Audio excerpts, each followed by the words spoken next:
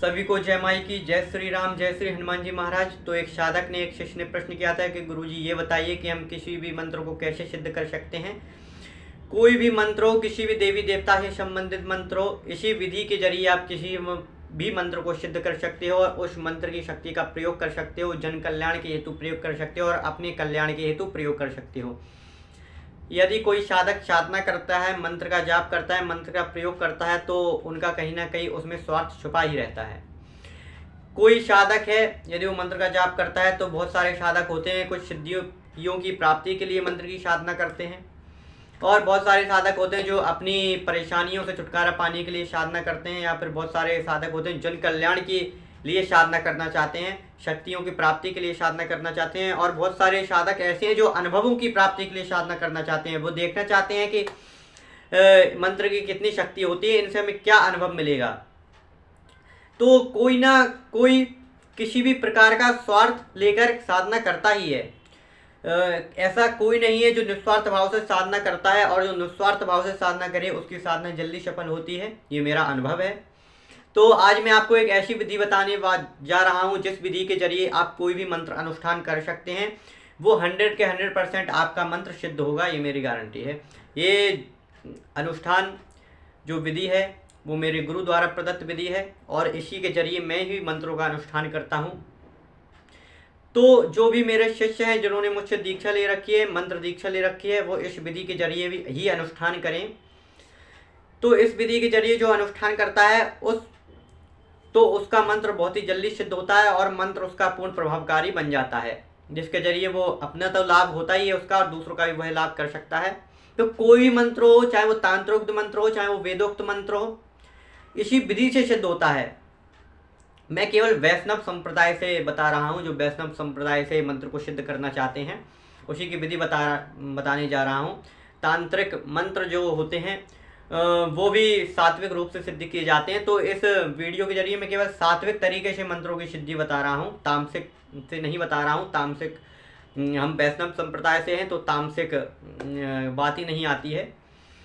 तो वैष्णव संप्रदाय से हैं तो सात्विक तरीके से ही आपको बताएंगे। तो कोई भी मंत्र हो, चाहे वो तांत्रिक मंत्र हो या फिर वेदोक्त मंत्र हो या फिर सावर मंत्र हो, आप इस सात्विक विधि के जरिए उस मंत्र को सिद्ध कर सकते हैं जो मेरे गुरु द्वारा प्रदत्त विधि है। तो इस विधि के जरिए आप किसी मंत्र को सिद्ध कर सकते हैं और सिद्धि प्राप्ति के बाद यदि आपको ईश्वर द्वारा आदेश मिलता है तो फिर आप जन कल्याण कर सकते हैं और अपना भी कल्याण कर सकते हैं। तो क्या होता है, यदि आप कोई भी मंत्र सिद्ध करना चाहते हैं तो उसका एक अनुष्ठान होता है, एक विशेष क्रिया होती है।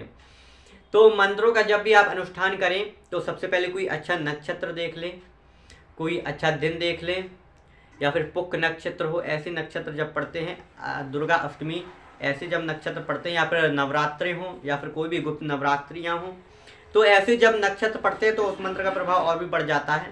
तो ऐसे नक्षत्रों का पढ़ने का आप इंतज़ार करें। तो जब भी ऐसा दिन आए या फिर ऐसा नक्षत्र आए जो उस देवी देवता से संबंधित रखता हो, तो उस दिन का आप चयन करें और उस दिन मंत्र जाप साधना प्रारंभ करने का सोचें। तो उसके बाद क्या करता है, कोई भी जब आप अनुष्ठान करें मंत्र को यदि आप कोई भी मंत्र को सिद्ध कर रहे हैं तो उसके सबसे पहले 4-5 पार्ट होते हैं। सबसे पहले आपको 1.25 लाख से जाप करना पड़ता है किसी मंत्र का। उसके बाद आपको उसका दशांश हवन करना पड़ता है। उसके बाद आपको तर्पण करना पड़ता है। उसके बाद आपको मार्जन करना पड़ता है। उसके बाद आपको ब्राह्मण भोजन और कन्या भोजन करना पड़ता है। ये 5 प्रकार होते हैं। यदि आप किसी मंत्र को सिद्ध करना चाहते हैं तो ये 5 प्रकार आप फॉलो करेंगे मंत्र सिद्धि के दौरान। पहला आपको उस मंत्र का 1.25 लाख से जाप करना पड़ेगा। दूसरा दशांश हवन करना पड़ेगा। तीसरा तर्पण करना पड़ेगा उस मंत्र का, और चौथा मार्जन करना पड़ेगा, और 5वां आपको ब्राह्मण भोजन और कन्या भोजन करना ही पड़ेगा। तो ये 5 टाइप हो गए आपके मंत्र को सिद्ध करने के, मंत्र अनुष्ठान को पूर्ण करने के। तो आपको क्या करना है, जब भी आप मंत्र अनुष्ठान चालू करते हैं सबसे पहले आपको कलश की स्थापना करनी पड़ती है। लकड़ी के बाजौट पे लाल कपड़ा बिछा के आपको कलश की स्थापना करनी पड़ती है और सभी देवताओं का उसका वच में आह्वान करना, कलश में आह्वान करना पड़ता है। उसके बाद आपको जिस देवी या देवता की आप साधना कर रहे हैं उसका आपके पास चित्र जरूर होना चाहिए। चित्र अपने सामने रखना पड़ता है और उसका विधि पूर्वक पंचोपचार या षोडोपचार पूजन करिए।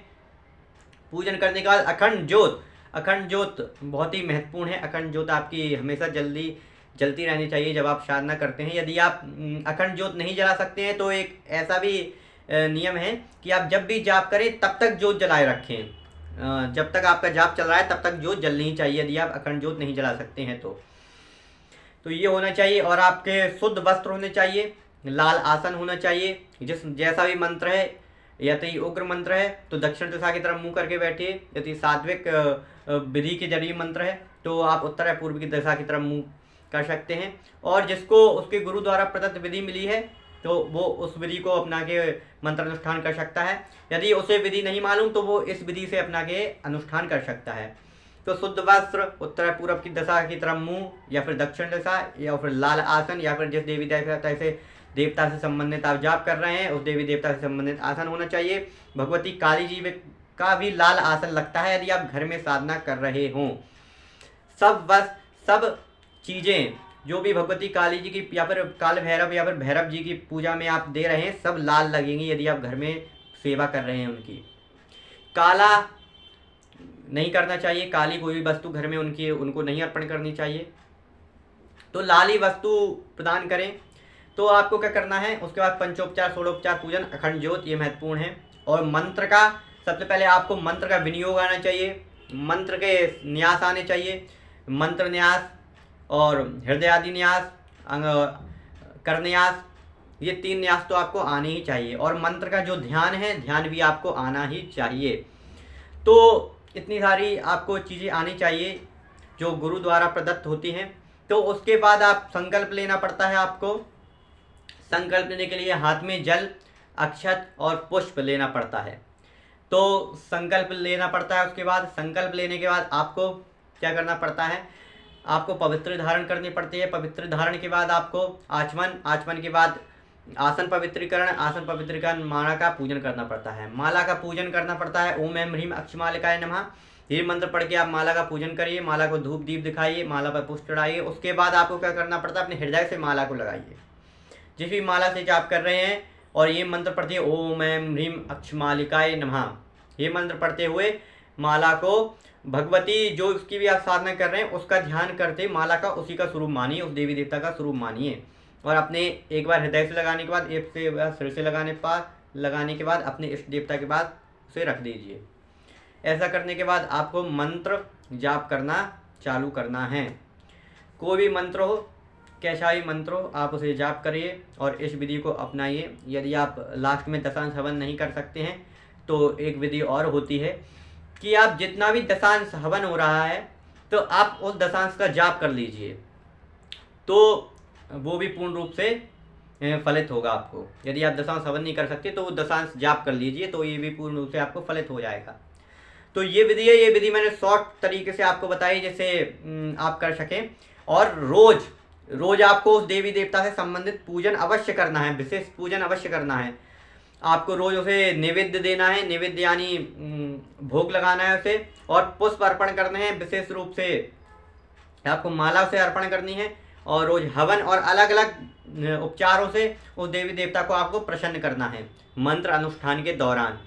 और मंत्र अनुष्ठान के दौरान बहुत सारी ऐसी अनुभूतियाँ भी होती हैं जो किसी को नहीं बतानी चाहिए। और मंत्र अनुष्ठान के दौरान आपको उस मंत्र को सदैव गुप्त रखना चाहिए, किसी को भी उस मंत्र को नहीं बताना चाहिए और आगे भी उस मंत्र को किसी को ना बताएं। केवल अपने शिष्यों को देने के अलावा उस मंत्र को किसी को ना दें, ना ही उसे यूट्यूब पे उजागर करें, कहीं भी उजागर ना करें।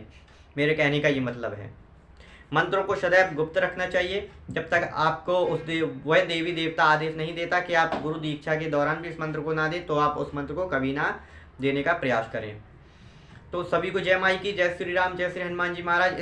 इस विधि को अपनाइए और अनुष्ठान में लग जाइए और देवी देवताओं की कृपा प्राप्ति के हेतु प्रयास करिए।